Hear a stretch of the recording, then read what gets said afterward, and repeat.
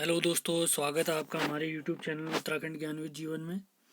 रात 8 बजे practice set series को आगे बढ़ाते हुए आज हम देखेंगे आधुनिक भारत का इतिहास practice set number 8।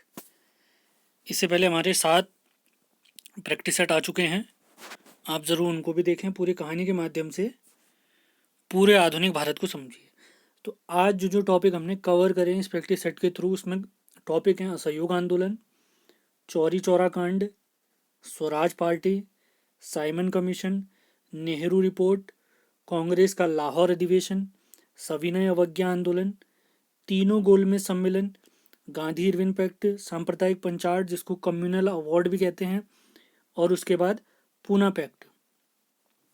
Poona pact ये मान के चलिए 1-2 वीडियो में हम सिलेबस कंप्लीट की ओर चलेंगे। तो यहाँ पर ये सिलेबस में आप देख भी सकते हैं। ये जो हमारा ऑफिशियल सिलेबस है हमारे आयोग का, किसी भी परीक्षाओं में यूजुअली यही रहता है सिलेबस।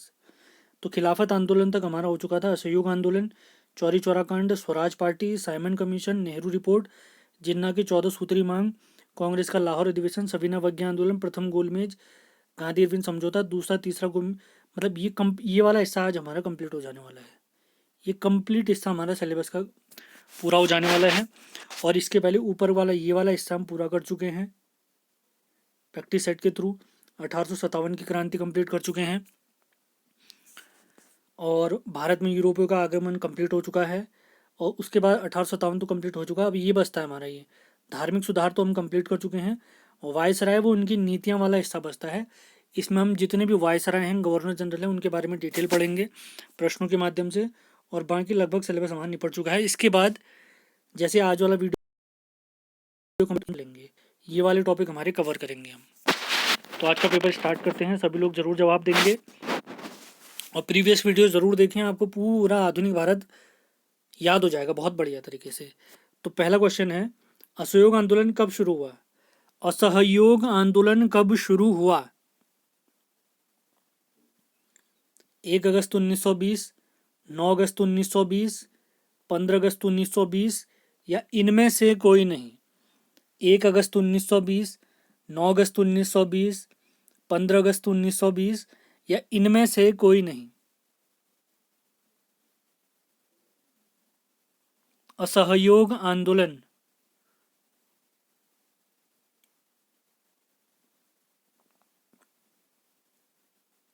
पूरी कहानी समझेंगे इसकी। पहले सभी लोग जवाब दें, असहयोग आंदोलन कब शुरू हुआ? तो इसका सही जवाब है, पहले क्वेश्चन का सही जवाब है 1 अगस्त 1920। 1 अगस्त 1920। अगर आपने प्रीवियस वीडियो देखे होंगे तो ज़रूर याद होगा, एक कमेटी बनी थी, तहकीकात कमेटी। क्यों बनी थी तहकीकात कमेटी? तहकीकात कमेटी बनी थी जलियांवाला बाग हत्याकांड की जांच करने के लिए कांग्रेस के द्वारा, जिसके अध्यक्ष थे हमारे मदन मोहन मालवीय जी। तो इसमें यह प्रस्ताव पारित हुआ था, अगर सरकार जितने भी पीड़ित हैं जलियांवाला बाग हत्याकांड के, अगर उनकी मदद नहीं करेगी तो हम असहयोग आंदोलन चलाएंगे। तो इसका मेन कारण ये था, जलियांवाला बाग हत्याकांड जो हुआ था उसका विरोध करना, और हमें स्वराज की प्राप्ति चाहिए थी। तो सबसे पहला पॉइंट, तो असहयोग आंदोलन कब स्टार्ट हुआ? 1 अगस्त 1920। उससे पहले का घटनाक्रम अगर मैं बताऊं, 4 सितंबर 1920 को कांग्रेस का विशेष अधिवेशन हुआ, स्पेशल सेशन। ये कहाँ हुआ ये आप लोग बताएंगे। कांग्रेस का विशेष अधिवेशन कहाँ हुआ था? तो इसके अध्यक्ष थे हमारे, कांग्रेस के विशेष अधिवेशन के अध्यक्ष थे लाला लाजपत राय जी। लाला लाजपत राय जी कांग्रेस के नरम दल गरम दल पड़े थे, तो गरम दल के प्रमुख नेता हैं लाला लाजपत राय जी। तो 4 सितंबर 1920 को कांग्रेस का विशेष अधिवेशन हुआ था। क्यों हुआ था? इसी अधिवेशन में असहयोग का प्रस्ताव पारित किया गया। अब कांग्रेस ने अपनी नीति क्या बनाई कि अब हम सरकार का सहयोग बिल्कुल भी नहीं करेंगे, बिल्कुल नहीं करेंगे। और इसी के साथ अब सितंबर के बाद अगस्त में असहयोग आंदोलन स्टार्ट हो गया। तो दिसंबर 1920 में कांग्रेस का जो हर साल अधिवेशन होते रहता है वो वाला अधिवेशन हुआ। यहाँ पर कांग्रेस के अधिवेशन में देखें, सितंबर वाला जो स्पेशल अधिवेशन था वहाँ असहयोग प्रस्ताव पारित हुआ है, और असहयोग जो पास हुआ है इसको मंजूरी मिली है कांग्रेस के 1920 के दिसंबर 1920 के अधिवेशन में। ये ध्यान रखेंगे आप लोग। और जैसे ही ये असहयोग आंदोलन स्टार्ट हुआ था तो हमारे बाल गंगाधर तिलक जी का निधन हो गया था। तो असहयोग आंदोलन को आगे बढ़ाने के लिए हमारे प्रमुख नेताओं ने एक फंड स्टार्ट करा जिसका नाम था तिलक स्वराज फंड।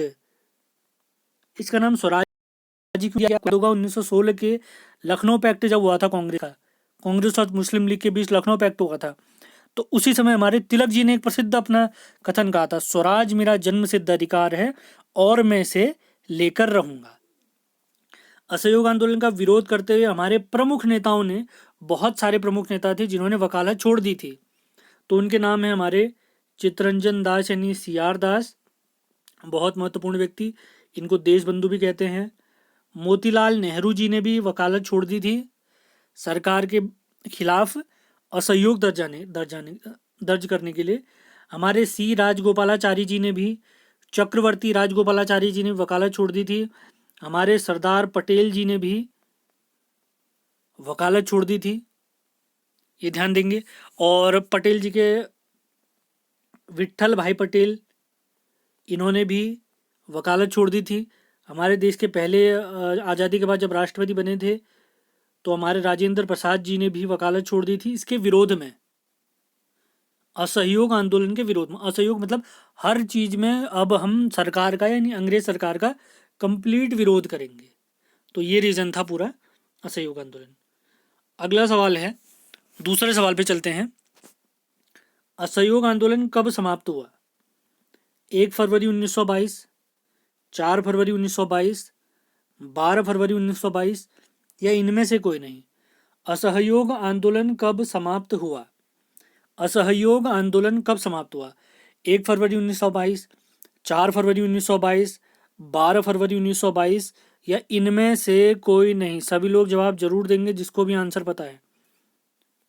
अब किस घटना की वजह से ये वापस हुआ था, हमारे गांधी जी ने वापस लिया था, वो आपको बताएंगे। अच्छा, एक चीज़ मैं मिस कर गया वहाँ पर, असहयोग आंदोलन की घोषणा हमारे गांधी जी ने करी थी, ये ध्यान रखेंगे आप लोग। असहयोग आंदोलन की घोषणा गांधी जी ने करी थी। अगला सवाल है, असहयोग आंदोलन कब समाप्त हुआ? सभी लोग जवाब देते रहेंगे। असहयोग आंदोलन कब समाप्त हुआ? असहयोग आंदोलन कब समाप्त हुआ?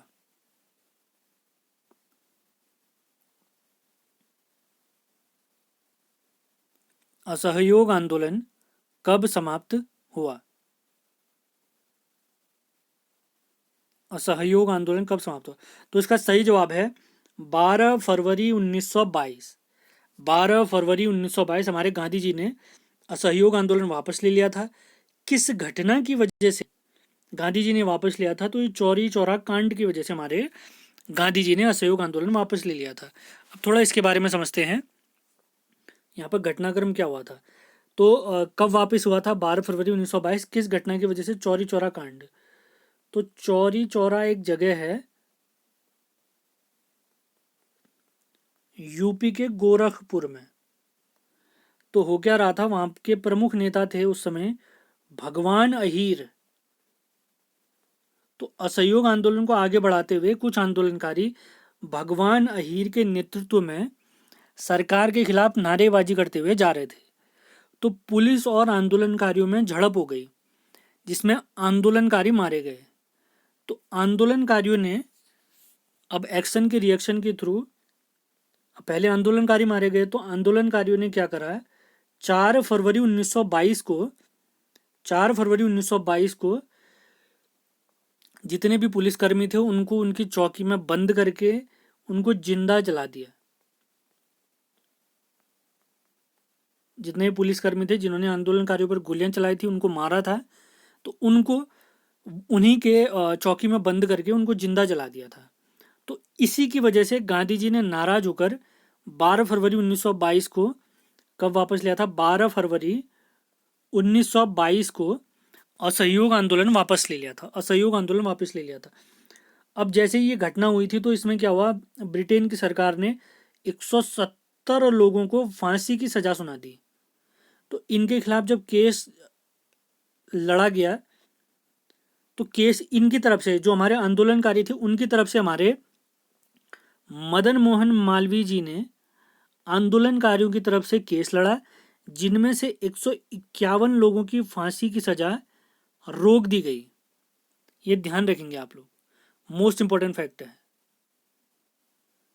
170 लोगों को फांसी की सजा सुनाई गई, और जिनको फांसी की सजा सुनाई गई थी उनके लिए केस लड़ा था हमारे मदन मोहन मालवीय जी ने, और उन्हीं के प्रयासों से 151 लोगों की फांसी की सजा रोक दी गई।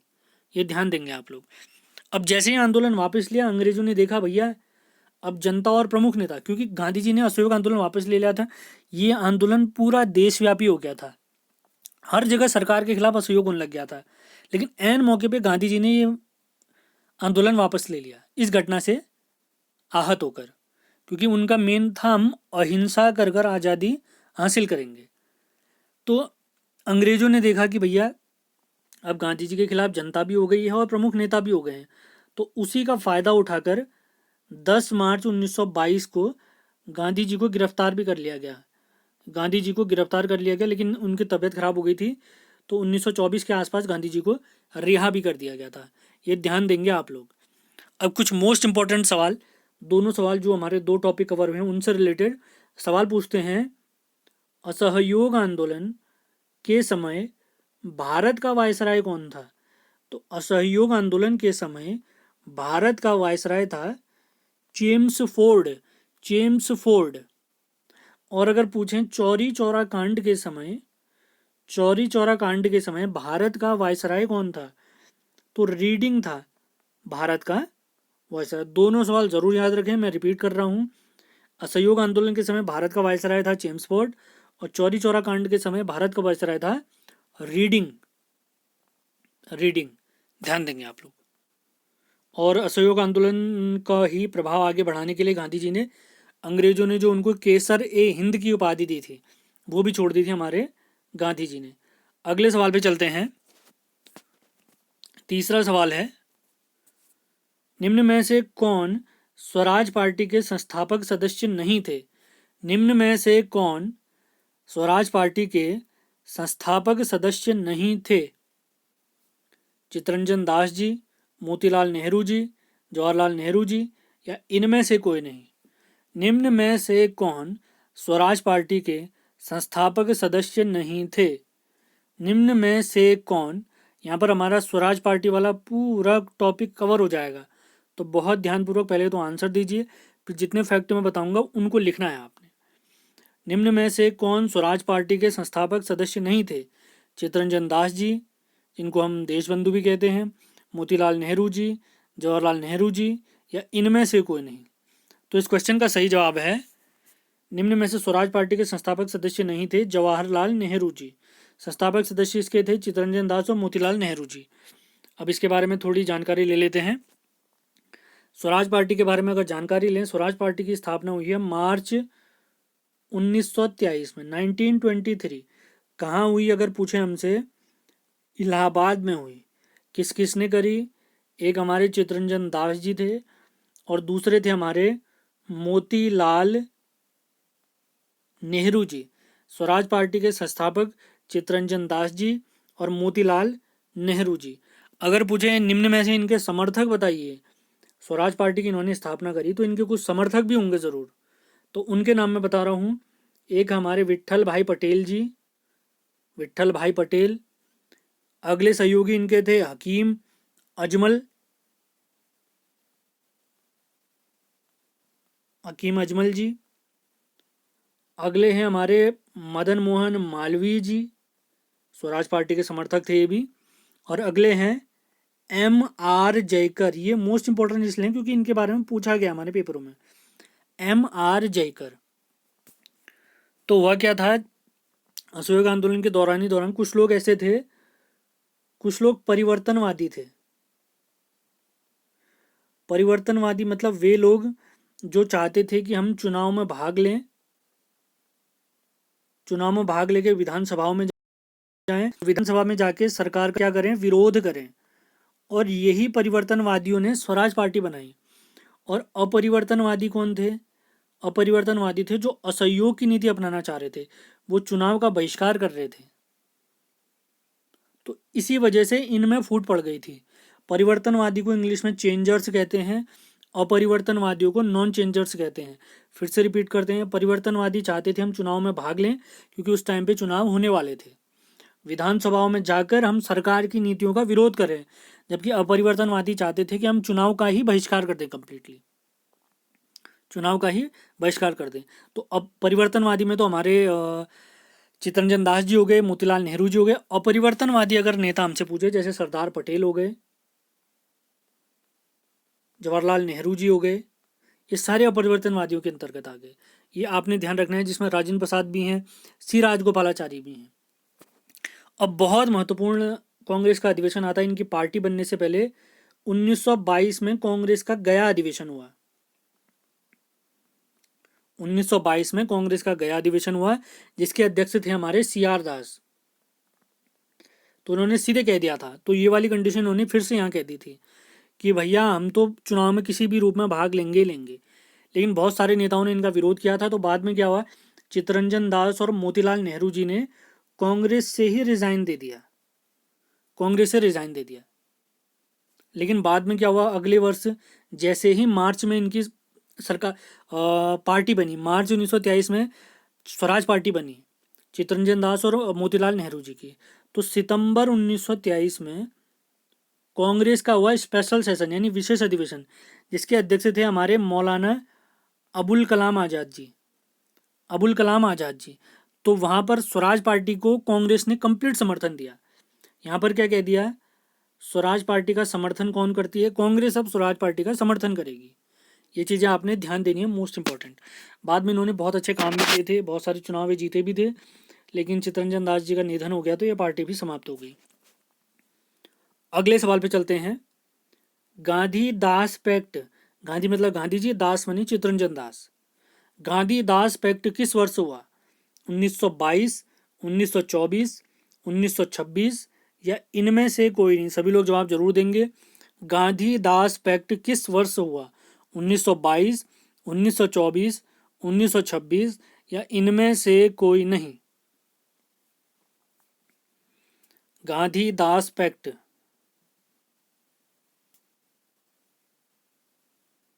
गांधी दास पैक्ट।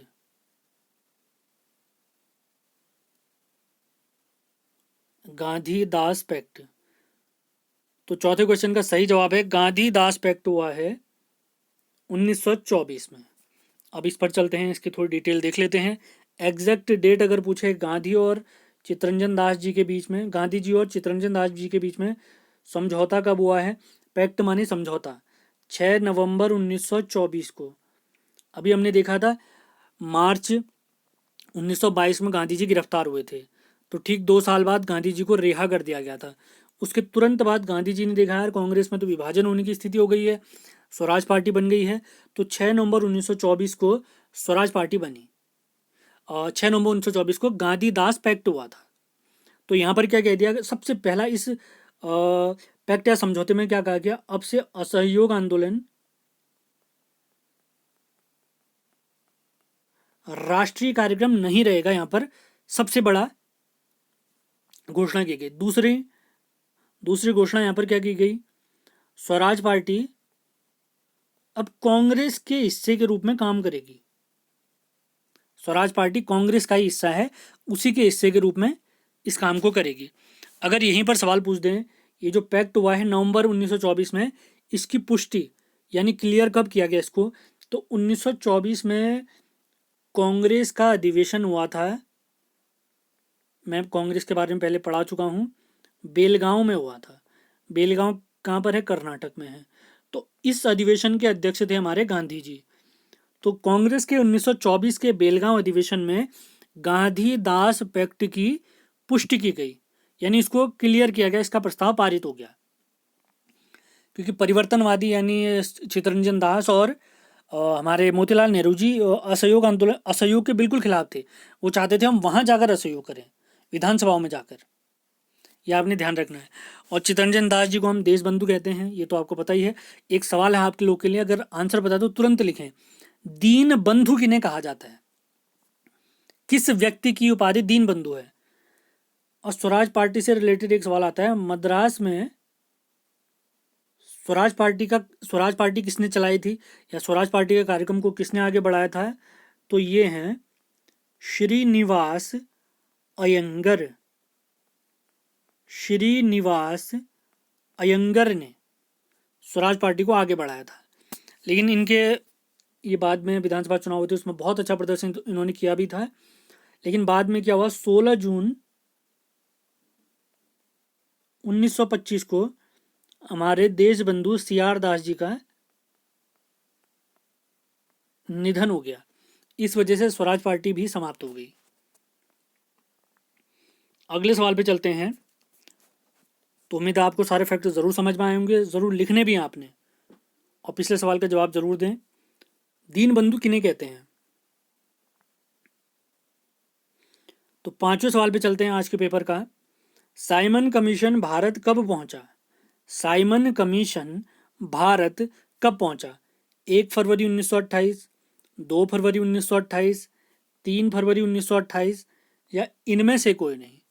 1 फरवरी 1928, 2 फरवरी 1928, 3 फरवरी 1928, या इनमें से कोई नहीं? सभी लोग जवाब जरूर देंगे। 1 फरवरी, 2 फरवरी, 3 फरवरी, या इनमें से कोई नहीं? सभी लोग जवाब दें।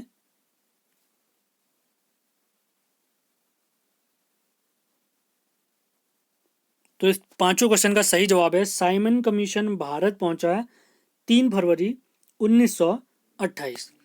3 फरवरी 1928। साइमन कमीशन को श्वेत कमीशन भी कहते हैं, अभी देखेंगे इसके बारे में। तो ये साइमन कमीशन आया क्यों था?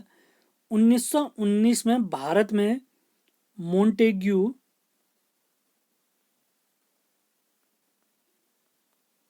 चेम्सफोर्ड सुधार आया था, या अधिनियम आया था 1919 में। तो उसी की समीक्षा करने के लिए इस एक्ट के तहत, या 1919 के मोंटेग्यू चेम्सफोर्ड सुधार में कहा गया था कि ठीक 10 साल बाद इस एक्ट, जो हम ये अधिनियम लाए हैं 1919 का, इसका हम रिव्यू करेंगे, मतलब दोबारा इसको देखेंगे। लेकिन ठीक 10 साल में ब्रिटेन में होने वाले थे, क्या थे? चुनाव होने वाले थे। तो इसी वजह से मोंटेग्यू चेम्सफोर्ड की समीक्षा करने के लिए 8 नवंबर 1927 को एक कमीशन बनाया गया, जिसका नाम क्या था? Simon commission. साइमन कमीशन क्यों बना? मोंटेग्यू चेम्सफोर्ड सुधार 1919 की समीक्षा करने के लिए, रिव्यू करने के लिए। इसमें कितने सदस्य थे? इसमें टोटल 7 सदस्य थे, और सारे कौन थे? अंग्रेज थे। तो इसी वजह से इसको श्वेत कमीशन भी कहते हैं। श्वेत कमीशन भी कहते हैं। तो ध्यान देंगे, साइमन कमीशन की स्थापना है 8 नवंबर 1927। भारत कब पहुंचा? 3 फरवरी 1928। 3 फरवरी 1928, ये ध्यान देंगे। और इसकी रिपोर्ट कब सबमिट करी इसने? तो अपनी रिपोर्ट कब दी इसने, कहेंगे। देखो, गठन हुआ है 27 में, भारत पहुंचा 28 में। भारत भी कहां पर? बंबई पहुंचे। और इन्होंने अपनी रिपोर्ट सबमिट कब करी? मई 1930 में। मई 1930 में। सवाल आता है, साइमन कमीशन का विरोध करने वाली पार्टियों का नाम बताइए।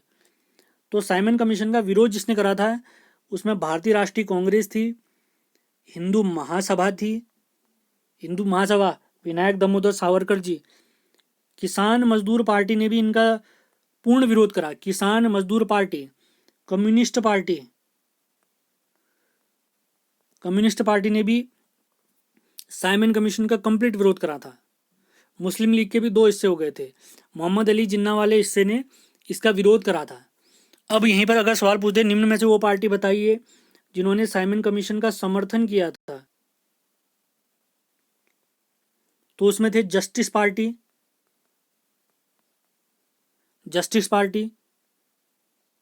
यूनियस्टिक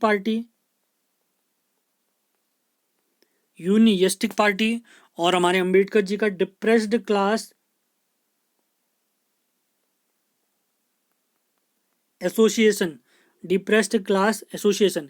इन्होंने भी साइमन कमीशन का समर्थन किया था। ये ध्यान देंगे आप लोग। अगर यहीं पर सवाल पूछें, पंजाब में साइमन कमीशन का, ये मोस्ट इंपॉर्टेंट सवाल है, इस वजह से बताना आवश्यक है। पंजाब में साइमन कमीशन का विरोध किसने किया था? हमारे लाला लाजपत राय जी ने। इन्होंने लाठियों की चोट भी खाई थी, बाद में इनका निधन भी हो गया था, इसलिए इंपॉर्टेंट है। लखनऊ में अगर पूछें, लखनऊ में साइमन कमीशन का विरोध किस किसने किया था, नेतृत्व किसने किया था? हमारे नेहरू जी, जवाहरलाल नेहरू जी और गोविंद बल्लभ पंत जी, ये प्रमुख नेता थे, प्रमुख नेता थे, ये ध्यान देंगे आप लोग। फिर से रिपीट करते हैं, साइमन कमीशन कब बना? 1927 में बना। भारत कब पहुंचा? 1928 में पहुंचा। रिपोर्ट कब दी? 1930 में दी। ये ध्यान देंगे आप लोग, तीनों चीजें आपको याद होनी चाहिए। अगले सवाल पे चलते हैं। नेहरू रिपोर्ट किस वर्ष की है? नेहरू रिपोर्ट किस वर्ष की है? 1927, 1928, 1929 या इनमें से कोई नहीं? नेहरू रिपोर्ट किस वर्ष की है? नेहरू रिपोर्ट किस वर्ष की है? 1927, 1928, 1929 या इनमें से कोई नहीं? या इनमें से कोई नहीं? नेहरू रिपोर्ट किस वर्ष की है? सभी लोग जवाब देंगे जिसको आंसर पता है। ये सारे टॉपिक जो मैं पढ़ा रहा हूं बिल्कुल एक दूसरे से जुड़े हुए हैं।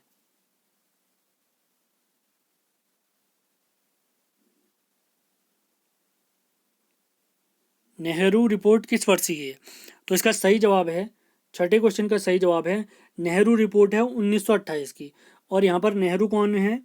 मोतीलाल नेहरू जी हैं, जवाहरलाल नेहरू जी नहीं, मोतीलाल नेहरू जी हैं, ये ध्यान देंगे। तो साइमन कमीशन का विरोध हुआ था, तो साइमन कमीशन का भारत में खूब विरोध हो रहा था। तो उस समय भारत सचिव था, जिस समय साइमन कमीशन आया था तो उस समय भारत सचिव, सेक्रेटरी, ये था बर्केन हेड। तो इसने भारत के जो प्रमुख नेता थे उनसे कहा है, आप सभी मिलकर एक ऐसा संविधान बना दीजिए जो हम जो कानून लेके आए साइमन कमीशन के थ्रू, जो हम कानून लाने वाले हैं उससे भी बढ़िया हो। बर्केन हेड ने चुनौती दी हमारे प्रमुख नेताओं को। कब दी? 24 नवंबर 1927। तो इसी का सोल्यूशन निकालने के लिए हमारी नेहरू रिपोर्ट आई थी। तो उम्मीद है आपको ये सारी चीज़ें समझ में आई होंगी। तो इसमें हमारी 4 सदस्यों वाली समिति बनी, एक समिति बनी थी, 4 सदस्य, सदस्य तो बहुत सारे थे, एक समिति बनी थी जिसके हेड थे हमारे मोतीलाल नेहरू जी। ड्राफ्टिंग कमेटी के हेड थे मोतीलाल नेहरू जी। इसमें जवाहरलाल नेहरू जी भी शामिल थे। बहुत सारे हमारे देश की जितनी भी पार्टियां, सब लोगों ने मिलकर इस पर काम किया था। तो बाद में जब नेहरू रिपोर्ट बनकर तैयार हुई थी तो 10 अगस्त 1928 को नेहरू रिपोर्ट स्वीकार कर दी हमारे भारत के सभी नेताओं ने। 10 अगस्त 1928, 10 अगस्त 1928, ये ध्यान देंगे आप लोग। उसके बाद अगला घटनाक्रम जो इसमें हुआ, 1928 में कांग्रेस का अधिवेशन हुआ है। 1928 में कांग्रेस का अधिवेशन हुआ है। तो ये अधिवेशन कहाँ हुआ है? कलकत्ता में हुआ है, जिसको आजकल कोलकाता कहते हैं। और इसके अध्यक्ष कौन थे? हमारे नेहरू रिपोर्ट जिन्होंने बनाई थी, यानी मोतीलाल नेहरू जी इसके अध्यक्ष थे। फिर से रिपीट कर रहे हैं, 10 अगस्त 1928 को नेहरू रिपोर्ट को हमारे भारत के लगभग जितने भी दल थे उन्होंने स्वीकार कर दिया गया था। उसके बाद कांग्रेस का अधिवेशन हुआ था 1928 में। कहाँ हुआ था? कलकत्ता में हुआ था। इसके अध्यक्ष थे हमारे मोतीलाल नेहरू जी। तो यहाँ पर हमारे नेहरू जी ने क्या कहा, अगर इस रिपोर्ट को नहीं माना गया, अगर नेहरू रिपोर्ट को नहीं माना है तो हम फिर से असहयोग आंदोलन स्टार्ट कर देंगे। ये चीज़ इसमें था। अब नेहरू रिपोर्ट में क्या क्या चीज़ें थी, जैसे भारत संघ की बात करी गई थी, और 2 हाउस वाली यानी 2 सदन वाली विधानमंडल की बात करी गई, और प्रांतों में द्वैत शासन ये समाप्ति की बात करी गई। उसके बाद यहाँ पर वयस्क मताधिकार, वयस्क मताधिकार मतलब 21 साल के ऊपर के लोग क्या कर सकते हैं? वोट कर सकते हैं, वयस्क मताधिकार, ये ध्यान देंगे। और यहाँ पर इस रिपोर्ट में सर्वोच्च न्यायालय की बात भी करी गई थी। लेकिन इस रिपोर्ट में कहीं पर भी पूर्ण स्वराज या स्वाधीनता या आज़ादी की बात बिल्कुल नहीं की गई थी। तो इसी वजह से ये जो नेहरू रिपोर्ट थी इसका विरोध भी किया था कुछ लोगों ने। तो नेहरू रिपोर्ट का विरोध किया था क्यों हुआ था? क्योंकि इस रिपोर्ट में कहीं पर भी, क्योंकि यहाँ पर डोमिनियन राज्य की बात करी गई थी, अधिराज्य की बात करी गई थी नेहरू रिपोर्ट में। तो उन्होंने कहा था हम स्वतंत्र तो रहेंगे लेकिन अंग्रेजों के अधीन रहेंगे, उनके अधीन रहकर ही काम करेंगे। लेकिन इसी वजह से इस रिपोर्ट का, नेहरू रिपोर्ट का विरोध किया था। सबसे पहले हमारे व्यक्ति थे जिन्होंने इसका विरोध किया था, हमारे जवाहरलाल नेहरू जी। इन्होंने इसका कंप्लीट विरोध किया था। जिन्ना ने भी इनका विरोध करा था, और जिन्ना ने इसी विरोध के थ्रू अपनी 14 सूत्रीय मांग भी रखी थी। 14 सूत्रीय मांग भी रखी थी। ये ध्यान देंगे, जितने फैक्ट मैंने बताए हैं जरूर लिखने आपने। अगले सवाल पे चलते हैं, मोस्ट इंपॉर्टेंट। 1929 के लाहौर कांग्रेस अधिवेशन के अध्यक्ष बताइए। जब मैंने कांग्रेस पढ़ाया था, पूरा डिटेल समझाया है, तो आपको ये चीज़ें याद होनी चाहिए। तो सवाल है 1929 के कांग्रेस अधिवेशन के अध्यक्ष बताइए। 1929 के कांग्रेस अधिवेशन के अध्यक्ष बताइए। तो इसके ऑप्शन है मोतीलाल नेहरू जी, गांधी जी, सरदार पटेल जी, या इनमें से कोई नहीं। फिर से रिपीट करते हैं, 1929 के कांग्रेस के लाहौर अधिवेशन, इसके अध्यक्ष कौन थे? तो इसके अध्यक्ष ऑप्शन है मोतीलाल नेहरू जी, गांधी जी, सरदार पटेल जी, या इनमें से कोई नहीं।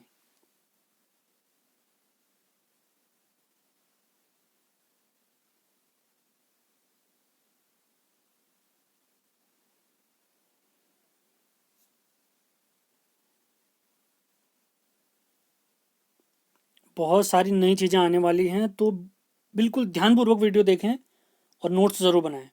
1929 के कांग्रेस के लाहौर अधिवेशन के अध्यक्ष कौन थे?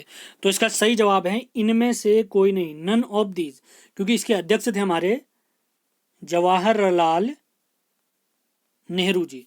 जवाहरलाल नेहरू जी। अभी हमने पूरी कहानी देखी थी नेहरू रिपोर्ट की, जो कमियां थी उसी को दूर करने के लिए।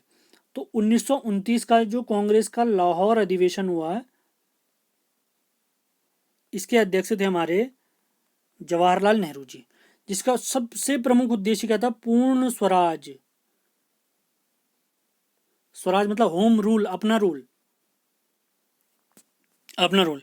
वैसे कहानी तो इसकी ये थी कि शुरुआत में गांधी जी करने वाले थे, लेकिन कुछ समस्या की वजह से जवाहरलाल नेहरू जी इसके अध्यक्ष बने थे। अब इस अधिवेशन में क्या हुआ था? सबसे पहले नेहरू रिपोर्ट का जो डोमिनियन स्टेट वाला स्टेटस कहा गया था भारत के लिए, उसको खारिज किया गया हमारे 1929 के लाहौर अधिवेशन में। अगला, पूर्ण स्वाधीनता, कंप्लीट इंडिपेंडेंस चाहिए हमें, इसकी मांग की गई कांग्रेस के लाहौर अधिवेशन में। हमारा एक ही लक्ष्य, नेहरू जी ने क्या कहा था? हमारा एक ही लक्ष्य, पूर्ण स्वतंत्रता, पूर्ण स्वतंत्रता और पूर्ण स्वतंत्रता। और इसी के दौरान ये कहा गया, भैया अगर अंग्रेज हमारी मांगों को नहीं मांगेंगे तो गांधी जी के नेतृत्व में, गांधी जी के नेतृत्व में हम एक आंदोलन शुरू करेंगे, सविनय अवज्ञा आंदोलन। सविनय अवज्ञा आंदोलन स्टार्ट करेंगे, मोस्ट इंपॉर्टेंट। अब अगली चीज आती है, इसी अधिवेशन के दौरान रावी नदी के तट पर, ये कांग्रेस वाले वीडियो में समझा चुका हूं मैं, रावी नदी के तट पर हमारे नेहरू जी ने तिरंगा फहराया। तिरंगा फहराया और क्या घोषणा करी? और घोषणा करी कि 26 जनवरी 1930 हमारा देश पहला स्वतंत्रता दिवस मना रहा है। ये घोषणा करी गई थी। 26 जनवरी 1930 को हमारा देश स्वतंत्रता दिवस मनाएगा, इसकी घोषणा करी गई। ये ध्यान देंगे।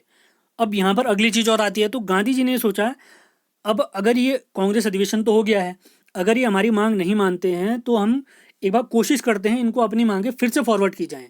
तो यहाँ पर एक कॉन्सेप्ट आता है इसी के, और इसी अधिवेशन के बाद गांधी जी की 11 सूत्री मांगे, गांधी जी की 11 मांगे। तो गांधी जी ने, जो उस समय वायसराय था इरविन, इरविन को एक पत्र लिखा था अपने यंग इंडिया के थ्रू। गांधी जी का एक समाचार पत्र था यंग इंडिया, गांधी जी वाले वीडियो में मैं कंप्लीटली समझा चुका हूँ आपको ये चीज़ें। तो कांग्रेस के लाहौर अधिवेशन के बाद का कार्यक्रम है पूरा ये। गांधी जी ने अपनी 11 सूत्री मांगे किसको लिखी? इरविन को लिखी। किस पत्र के थ्रू, किस मैगजीन के थ्रू? अपने यंग इंडिया के थ्रू। तो गांधी जी ने क्या कहा? जो अंग्रेज हमसे लगान लेते हैं, टैक्स लेते हैं, उसमें 50% की क्या हो, कमी हो। अगली, जो सेना पर खर्च होता है उसमें 50% का डिक्रीमेंट या कमी करिए। जो शराब बेचा जा रहा है वो शराब बंदी की जाए, मतलब शराब बंद किया जाए। और जो सिविल सर्वेंट है यानी जो सरकारी कर्मचारी हैं उनका वेतन भी 50% कम किया जाए। अगली चीज़, जो राजनीतिक पार्टियों के बहुत सारे प्रमुख नेता हैं उनको रिहा किया जाए, गुप्तचर विभाग में सुधार किया जाए, मोस्ट इम्पॉर्टेंट चीज़ें। और विदेशी वस्तुओं के आयात पर, जो विदेशों से सामान आते हैं उन पर नियंत्रण करा जाए, क्योंकि अंग्रेज लोग क्या करते थे, माल हमारे देश से ले जाते थे, उसका प्रोडक्शन अपने यहाँ चलता था और वही माल को हमारे देश में बेच देते थे। और नमक के टैक्स पर समाप्ति की बात करी गई थी, मोस्ट इम्पॉर्टेंट। नमक पर जो अंग्रेजों ने टैक्स लगाया था उस पर भी समाप्त करने की बात करी हमारे गांधी जी ने। और हथियार कानूनों में सुधार की बात भी करी थी। और गांधी जी ने सख्त लफ्ज में ये कह दिया यहाँ पर कि अगर मेरी इन मांगों को नहीं माना गया तो हम ज़रूर ज़रूर सविनय अवज्ञा आंदोलन स्टार्ट कर देंगे, सविनय अवज्ञा आंदोलन स्टार्ट कर देंगे। लेकिन इरविन ने इन बातों पर ध्यान नहीं दिया और इसके बाद स्टार्ट हुआ सविनय अवज्ञा आंदोलन। कांग्रेस का लाहौर अधिवेशन, उसके बाद गांधी जी की 11 सूत्री मांगे। टैक्स कम करिए, सैनिक खर्च कम करिए, शराबबंदी करिए, सिविल सैनिकों के जो वेतन देते हैं उनको कम करिए, नमक पर जो टैक्स है उसको ख़त्म करिए, गुप्तचर विभाग को स्ट्रॉन्ग करिए, विदेश से जो सामान आ रहा है उसको कम करिए। तो इन चीज़ों पर ही ध्यान दिया गया। अगला है, अगले सवाल पे चलते हैं। तो 7वां सवाल था हमारा 1929 के, तो इसके हैं हमारे जवाहरलाल नेहरू जी। तो 8वें सवाल पे चलते हैं। दांडी मार्च कब से शुरू हुआ? 11 मार्च 1930, 12 मार्च 1930, 13 मार्च 1930 या नन ऑफ दीज, या इनमें से कोई नहीं। दांडी मार्च कब से शुरू हुआ? तो ऑप्शन है हमारे 11 मार्च 1930, 11 मार्च के बाद है 12 मार्च 1930, इसके बाद आता है हमारा 13 मार्च 1930, उसके बाद है इनमें से कोई नहीं, नन ऑफ दीज। सभी लोग जवाब जरूर देंगे। दांडी मार्च, जिसको नमक आंदोलन भी कहते हैं, नमक कानून, अभी हमारे गांधी जी ने क्या घोषणा करी थी कि भैया अब हम जो आपने नमक पर टैक्स लगा रखा है वो भी कम करिए। तो दांडी मार्च कब से शुरू हुआ? 11 मार्च 1930, 12 मार्च या 13 मार्च? सभी लोग जिसको भी आंसर पता है जरूर जवाब दें।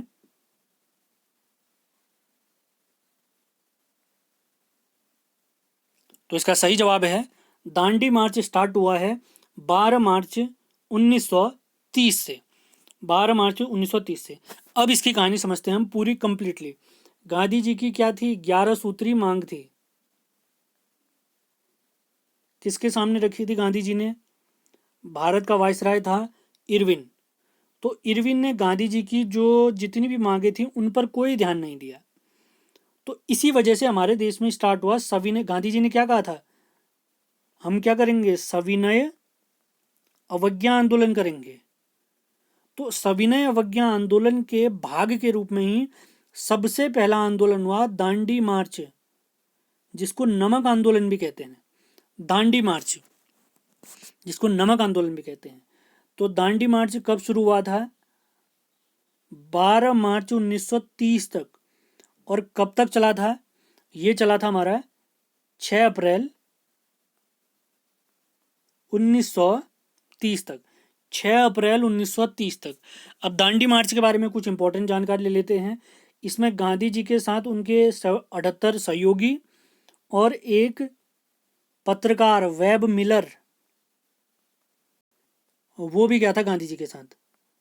वेब मिलर, ध्यान देंगे सभी लोग, ये गए थे दांडी मार्च के दौरान। अभी यात्रा 24 दिन तक चली थी। और कितने दिन तक चली थी? 24 डेज तक चली थी लगभग। कितने किलोमीटर पैदल यात्रा थी ये? 385 किलोमीटर यात्रा थी। और कहाँ से स्टार्ट हुई थी?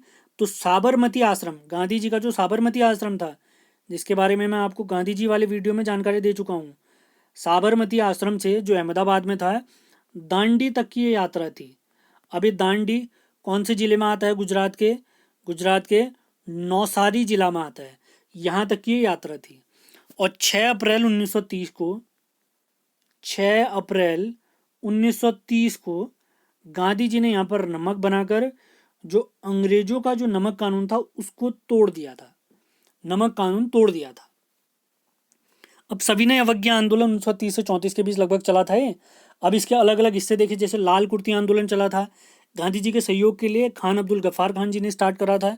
मतलब और भी सारे कार्यक्रम हुए थे, जैसे दक्षिण भारत में भी हुआ था। ये सारी चीज़ें आप लोग ध्यान देंगे, उन चीज़ों को भी देखेंगे। अगले सवाल पे चलते हैं। तीनों गोलमेज सम्मेलन में भाग लेने वाले नेता बताइए। तीनों गोलमेज सम्मेलन में भाग लेने वाले नेता हैं गांधी जी, जवाहरलाल नेहरू जी या अंबेडकर जी, या इनमें से कोई नहीं। सभी लोग जवाब देंगे इसका।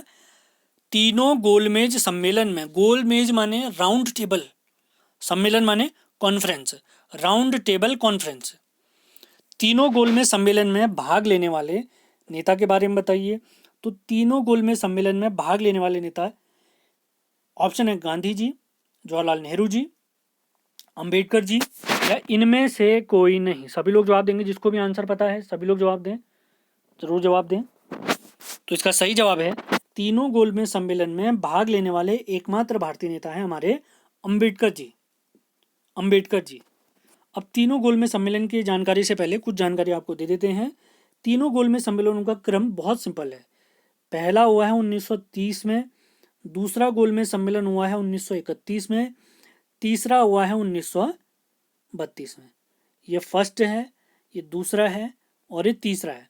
और इन तीनों में किसने भाग लिया? हमारे भीमराव अंबेडकर जी, भीमराव रामजी अंबेडकर जी, इनका पूरा नाम ये है। तो सबसे पहले हम देखते हैं प्रथम गोलमेज सम्मेलन। तो पहला गोलमेज सम्मेलन हुआ है 12 नवंबर 1930 से 19 जनवरी 1931 तक। कहाँ हुआ अगर पूछेंगे? सेंट जेम्स पैलेस,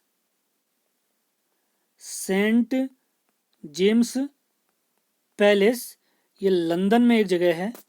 इसका उद्घाटन करा था उस समय के इंग्लैंड के राजा जॉर्ज पंचम ने, जॉर्ज पंचम ने। और इसके अध्यक्ष थे, अगर अध्यक्ष पूछें प्रथम गोलमेज सम्मेलन के अध्यक्ष कौन थे? उद्घाटन तो जॉर्ज पंचम ने कराया, इंग्लैंड के राजा ने, तो उसमें इसके अध्यक्ष था रैमजे मैकडोनाल्ड। अगर किसी को ये पता है रैमजे मैकडोनाल्ड कौन था उस समय अंग्रेज ब्रिटेन में, तो सभी लोग बताएं जिसको पता है रैमजे मैकडोनाल्ड कौन था। अगर यहाँ पर सवाल पूछ दें प्रथम गोलमेज सम्मेलन में टोटल कितने लोग भाग लिए? 89 लोग भाग लिए। और उस समय भारत का वायसराय कौन था? प्रथम गोलमेज सम्मेलन के समय भारत का वायसराय था इरविन। कौन था? इरविन। अब इसका उद्देश्य क्या था? ये क्यों बुलाई गई थी? इसका उद्देश्य था साइमन कमीशन जो अंग्रेज लोग लेके आए थे उस पर विचार करने के लिए इसको बुलाया गया था। इसका परिणाम क्या हुआ था? सबसे पहले मोस्ट इंपॉर्टेंट सवाल, कांग्रेस ने इसका कंप्लीट बहिष्कार किया। कांग्रेस ने इसमें भाग नहीं लिया और हमारे भीमराव अंबेडकर जी ने इसमें भाग लिया था। ये आप लोग ध्यान देंगे। अब इसमें प्रमुख मांगे क्या थी? जैसे हमारे भीमराव अंबेडकर जी ने कहा था कि जो अनुसूचित जातियां हैं उनके लिए पृथक निर्वाचन, निर्वाचन माने वोटिंग सिस्टम अलग लाया जाए। मुस्लिम लीग ने कहा कि सांप्रदायिक आधार पर निर्वाचन लाया जाए। सांप्रदायिक मतलब धर्म के आधार पर। तो अब कांग्रेस तो इसमें शामिल हुई नहीं थी, तो कांग्रेस के शामिल न होने की वजह से यहाँ पर हमारे विपिन चंद्र पॉल जी ने कहा था, मोस्ट इंपॉर्टेंट कथन है, जब बड़ी परीक्षाएं देंगे तो क्या पता किसी भी परीक्षा में पूछ सकते हैं ये कथन किनका है। तो सम्मेलन हो गया था असफल, क्योंकि सबकी, भीमराव अंबेडकर जी की अलग मांग थी, मुस्लिम लीग की अलग मांग थी, जैसे उदारवादी पार्टी थी उनकी अलग मांग थी, हिंदू महासभा की अलग मांग थी। तो इस वजह से ये हो गया था असफल और कांग्रेस ने तो कंप्लीट बहिष्कार करा था। तो हमारे विपिन चंद्र पाल जी ने कथन कहा था, आप लोग सुने जरूर इसको। विपिन चंद्र पाल जी ने कहा था, कांग्रेस के बिना भारतीय मामलों से संबंधित कोई भी सम्मेलन वैसा ही था जैसा राम के बिना रामलीला का प्रदर्शन। फिर से रिपीट कर रहा हूं, कांग्रेस के बिना किसी भी भारतीय मामले से संबंधित कोई भी सम्मेलन वैसा ही था जैसे श्री राम के बिना रामलीला का प्रदर्शन। ऑब्वियस बात है, इसी वजह से असफल भी रहा था। तो इसके बाद हुआ था प्रथम गोलमेज सम्मेलन, अगर इसको देखें 1930 के आसपास, इसके बाद हुआ था। अगला सवाल देखते हैं, गांधी इरविन समझौता कब हुआ था? गांधी इरविन समझौता कब हुआ था? क्योंकि इसी घटनाक्रम के बाद पहले गोलमेज सम्मेलन के बाद अगला सवाल है इसमें, गांधी इरविन समझौता कब हुआ था? ऑप्शन है 5 मार्च 1930, अगला 5 मार्च 1931, अगला 5 मार्च 1932, अगला है इनमें से कोई नहीं। सभी लोग जवाब जरूर दें, बहुत सारी नई चीज़ें कवर होने वाली हैं। गांधी इरविन समझौता कब हुआ? 5 मार्च 1930, 5 मार्च 1931, 5 मार्च 1932 या इनमें से कोई नहीं? इनमें से कोई नहीं, इनमें से कोई नहीं। सभी लोग जवाब जरूर देंगे। अगर कांग्रेस के बारे में देखें, अभी उसके पहले गोलमेज सम्मेलन में तो उन्होंने भाग नहीं लिया था, अभी देखेंगे वो डिटेल भी। तो गांधी इरविन समझौता, इसका सही जवाब है 5 मार्च 1931, क्योंकि हमने देखा था जब पहला गोलमेज सम्मेलन हुआ था उस समय वायसराय था इरविन और कांग्रेस ने इसमें भाग नहीं लिया था और ये असफल भी हो गया था। तो इसी वजह से यह समझौता हुआ था गांधी जी और इरविन के मध्य, ये ध्यान देंगे इसमें। तो इस समझौते के तहत क्या क्या हुआ था, क्या क्या घटनाक्रम हुआ था? तो सबसे पहला हुआ था, गांधी जी ने फिर से कहा कि जितने भी हमारे नेता राजनीतिक उनको गिरफ्तार किया गया उनको रिहा किया जाए और हम नमक बना सकते हैं, नमक पर जो टैक्स चल रहा है वो भी रोका जाए और जो हमारे कांग्रेस और उनके कार्यकर्ताओं की जो संपत्ति जब्त की थी अंग्रेजों ने उसको वापस किया जाए। तो इसका पूरा उद्देश्य यही था।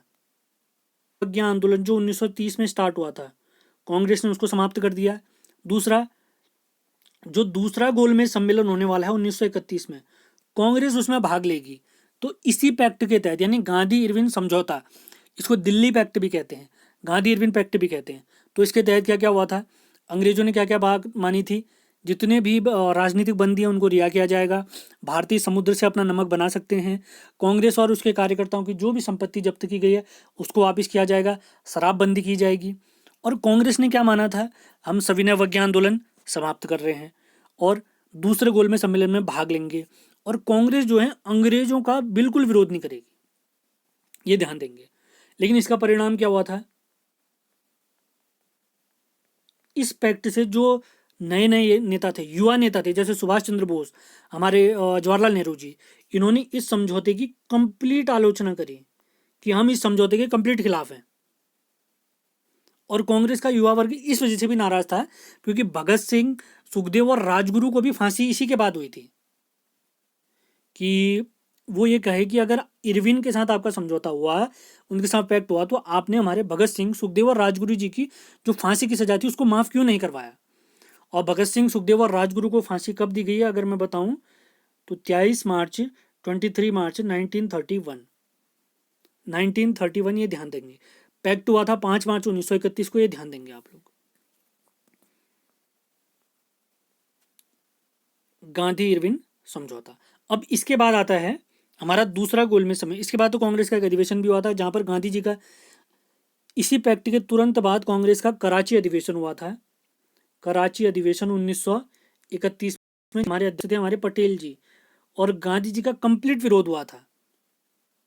और यहीं पर गांधी जी ने कहा था गांधी मर सकते हैं लेकिन गांधीवाद कभी नहीं मरेगा। गांधीवाद माने अहिंसा, सत्य अहिंसा। अब इसी के बाद आता है, इसी पैक्ट, अब तो कह दिया कि भैया हम भाग लेंगे।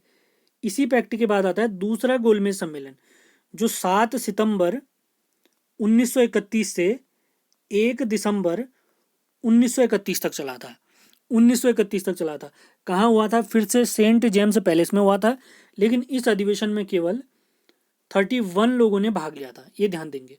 कांग्रेस की तरफ से कौन गए थे, कांग्रेस की तरफ से दूसरे गोलमेज सम्मेलन में भाग लिया था हमारे गांधी जी ने, और कुछ भारतीय महिलाओं ने भी भाग लिया था, जैसे हमारी सरोजिनी नायडू ने भी लिया था भारतीय महिलाओं की तरफ से, और एनी बेसेंट जी ने भी भाग लिया था इस अधिवेशन में, ध्यान देंगे आप लोग। और भीमराव अम्बेडकर जी तो हमारे गए थे। और देखें, पहले जो गोलमेज सम्मेलन हुआ था 1930 में, उसमें वायसराय था इरविन, तो इस समय वायसराय था भारत का विलिंगटन, और ब्रिटेन का प्रधानमंत्री था रेमजे मैकडोनाल्ड।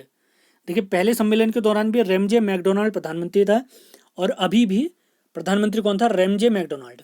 और अन्य सदस्य जैसे मोहम्मद अली जिन्ना, आगा खान, घनश्याम दास बिरला, देवदास गांधी जी और अंबेडकर जी तो थे ही, हम जानते ही हैं। एक सवाल पूछता है, गांधी जी दूसरे गोलमेज सम्मेलन में तो गए, तो किस जहाज से गए थे, उसका नाम पूछते हैं। तो उस जहाज का नाम है SS राजपूताना जहाज। SS राजपूताना जहाज से गांधी जी वापस गए थे। फिर बाद में गांधी जी वापस भी आ गए थे। ये सम्मेलन फिर से एक बार असफल हो गया था। गांधी जी वापस आ गए थे। गांधी जी भारत वापस आए 28 दिसंबर 1931 को। गांधी जी कहाँ पहुंचे? बम्बई वापस पहुंचे। 1 दिसंबर को वापस आए थे, 28 दिसंबर को पहुंचे। और पहुंचते ही गांधी जी ने कहा, मैं भारत खाली तो जरूर लौटा हूं, खाली हाथ तो जरूर लौटा हूं, पर मैंने अपने देश की इज्जत पर बट्टा नहीं लगने दिया। मैंने अपने देश की इज्जत पर बट्टा नहीं लगने दिया। ये ध्यान देंगे। फिर से समस्या क्या रही इसमें भी? सांप्रदायिकता बिल्कुल इस पर हावी रही। इस सम्मेलन पर सांप्रदायिकता मतलब मुस्लिम अपने लिए सोच रहे थे, हिंदू अपने लिए सोच रहे थे, अंबेडकर जी अपने लिए सोच रहे थे। तो इसी वजह से ये फिर से असफल हो गया था और गांधी जी की बातें कोई नहीं मान रहा था। ये ध्यान देंगे। इसके बाद का जो घटनाक्रम है, जो हमारा दूसरे गोलमेज सम्मेलन के बाद आया, अब अंग्रेजों ने सोचा अब कुछ ना कुछ हमें करना ही पड़ेगा। अब आएगा सांप्रदायिक पंचाट, जो टॉपिक हमारा अगला टॉपिक है, जिसको सांप्रदायिक पंचाट, जिसको कम्युनल अवार्ड भी कहा गया। ये कब आया? 16 अगस्त 1932। इसमें क्या है, इंग्लैंड की सरकार ने घोषणा कर दी कि अब सांप्रदायिकता बहुत बढ़ गई है, आप लोग मिलकर काम नहीं कर पा रहे हैं, अब इसका समाधान हम करेंगे। तो इसके तहत ब्रिटेन का जो प्रधानमंत्री था मैकडोनाल्ड, रैमजे मैकडोनाल्ड, उसने सांप्रदायिक पंचायत या कम्युनल अवार्ड की घोषणा कर दी। इसमें क्या कह दिया उसने, जो अल्पसंख्यक हैं, सॉरी अल्पसंख्यक नहीं, माफ करें, अल्पसंख्यक नहीं, दलित वर्ग है। सांप्रदायिक पंचायत ना, देखिए हमें बांटने की कितना कोशिश की जा रही है। जो दलित वर्ग है अब हिंदुओं का हिस्सा नहीं होंगे, अंग्रेजों ने घोषणा कर दी। और मुसलमानों को, सिखों को, यूरोपियों को अलग निर्वाचन व्यवस्था दी गई। मुसलमान हो गए, सिख हो गए और यूरोपीय जो भी थे उनको अलग निर्वाचन व्यवस्था दी गई। अब गांधी जी इससे बहुत आहत हो गए थे। तो अब आएगा हमारा Poona pact. Poona pact, Poona pact कब हुआ? पूना समझौता 26 सितंबर 1932। ये पूना पैक्ट हुआ है हमारे अंबेडकर जी, भीमराव अंबेडकर जी और गांधी जी के बीच में। क्यों हुआ था? सांप्रदायिक पंचायत के विरोध में। अब गांधी जी को जैसे पता चला कि रेमजे मैकडोनाल्ड ने सांप्रदायिक पंचायत यानी कम्युनल अवार्ड स्टार्ट कर दिया है, तो उन्होंने आमरण अनशन स्टार्ट कर दिया। तो फिर क्या हुआ, मदन मोहन मालवीय, हमारे राजेंद्र प्रसाद जी और बहुत सारे नेताओं के प्रयास से 26 सितंबर, डेट ध्यान रखें सभी लोग, पूना पैक्ट, पूना समझौता 26 सितंबर 1932 को गांधी जी और अंबेडकर जी के बीच पूना समझौता हुआ। इसमें क्या हुआ था, यहां पर क्या घोषणा करी, दलितों के पृथक निर्वाचक मंडल समाप्त कर दिए जाएंगे। जो दलितों के पृथक निर्वाचन मंडल है इन्हें समाप्त कर दिया जाएगा। और प्रांतीय विधानमंडलों में जो अंग्रेजों ने दलितों के लिए 71 सीटें रखी थी, उनको बढ़ाकर अब कितना कर दिया जाएगा, 147 कर दिया जाएगा। इसकी घोषणा यहाँ पर की गई थी। तो सांप्रदायिक, ये पूना पैक्ट में आया था, सांप्रदायिक पंचायत के खिलाफ आया था पूना पैक्ट। अब होगा हमारा तृतीय गोलमेज सम्मेलन, तीसरा गोलमेज सम्मेलन, मोस्ट इंपॉर्टेंट तीसरा। हाँ, तो अगला सवाल देखिए, वही था हमारा 11वां सवाल, वही था, पूना पैक्ट किस वर्ष हुआ था? तो पूना पैक्ट हुआ था 1932 में। ये चीज़ें भी हमारी क्लियर हो गई। तो इसी के बाद, वो बताते बताते मुझे ध्यान नहीं रहा कि ये सवाल भी पूछा गया है। तो इसी पूना पैक्ट के बाद हुआ है तीसरा गोलमेज सम्मेलन। तीसरा गोलमेज सम्मेलन ये हुआ है 17 नवंबर 1932 से कब तक, 24 दिसंबर 1932 तक। कहाँ हुआ है एक बार फिर से ये अधिवेशन, पूना पैक्ट, फिर से सॉरी पूना पैक्ट नहीं, गोलमेज सम्मेलन फिर से लंदन में हुआ है। अब इस बार कितने लोगों ने भाग लिया? 46 लोगों ने भाग लिया। अब इसमें फिर से कांग्रेस ने भाग नहीं लिया, कांग्रेस ने भाग नहीं लिया। और भाग केवल किसने लिया, हमारे और भी नेता थे, लेकिन प्रमुख नेता हमारे भीमराव अंबेडकर जी। अब इसमें उदारवादी हैं, सांप्रदायिक दलों के जितने भी नेता, जैसे मुस्लिम हो गए, हिंदू महासभा वाले हो गए, और हमारे भीमराव अंबेडकर जी, इन सभी ने भाग लिया। एक बार फिर से ये भी समाप्त हो गया था। अब इसी जैसे ही तीसरा गोलमेज सम्मेलन हुआ तो उसके बाद आया था भारत शासन अधिनियम। जैसे ही ये वाला तीसरा गोलमेज सम्मेलन हुआ था तो भारत शासन अधिनियम 1935 आया था, जिसको हम अगले लेक्चर में कवर करने वाले हैं। तो ये सारी चीज़ें हमने पढ़ दी हैं। तो अगले ये 11वें सवाल का मुझे ध्यान नहीं रहा है। तो पूना पैक्ट हुआ हमारे गांधी जी और भीमराव अम्बेडकर जी के बीच में, किस वर्ष हुआ है? 1932 में। तो पेपर आज का हमारा समाप्त होता है। ये समाप्ति करने से पहले एक बार सारे क्वेश्चनों के आंसर जरूर देख लेते हैं। सबसे पहला सवाल है, असहयोग आंदोलन कब स्टार्ट हुआ? तो असहयोग आंदोलन हमारा स्टार्ट हुआ है 1 अगस्त 1920। इसी दिन हमारे तिलक जी का निधन हुआ था। असहयोग आंदोलन कब समाप्त हुआ? चौरी चौरा कांड की वजह से 12 फरवरी 1922 को समाप्त हुआ था। निम्न में से कौन स्वराज पार्टी के संस्थापक सदस्य नहीं थे? हमारे जवाहरलाल नेहरू जी नहीं थे। गांधीदास पैक्ट कब हुआ था? गांधीदास पैक्ट हुआ था 6 नवंबर 1924। पांचवा सवाल है, साइमन कमीशन भारत कब पहुंचा? तो साइमन कमीशन भारत पहुंचा था 3 फरवरी 1928। याद होगा आपको, 27 में बना था, 28 में पहुंचा और 30 में इसने अपनी रिपोर्ट सबमिट करी। नेहरू रिपोर्ट किस वर्ष से की है? मोतीलाल नेहरू जी 1928। लाहौर अधिवेशन 1929 का जो लाहौर अधिवेशन, उसके अध्यक्ष हमारे नन ऑफ दीज क्वेश्चन के हिसाब से, क्योंकि इसका सही जवाब है जवाहरलाल नेहरू जी। दांडी मार्च गांधी जी ने कब से स्टार्ट करा था? ये स्टार्ट हुआ था साबरमती से नौसारी जिले दांडी तक। ये हुआ था हमारा 12 मार्च 1930 तक। इसकी डिटेल में कंप्लीट बता चुका हूँ। तीनों गोलमेज सम्मेलन में भाग लेने वाले एकमात्र नेता कौन है? हमारे भीमराव अंबेडकर जी। गांधी इरविन समझौता कब हुआ था? तो गांधी इरविन समझौता, अभी मैंने बताया था आपको, गांधी इरविन समझौता 5 मार्च 1931। अगला सवाल है, पूना पैक्ट किस वर्ष हुआ? 1932। और भी बहुत सारे फैक्ट थे, वो आपको वैसे बाद में बता दिए जाएंगे अगले लेक्चर में। इसके बचे हुए जो भी शॉर्ट पॉइंट होंगे मैं ज़रूर बताऊंगा आपको। उम्मीद है आपको हमारा प्रयास पसंद आया होगा। आप नोट ज़रूर करें, लाइक शेयर ज़रूर करें। कल मिलते हैं, धन्यवाद।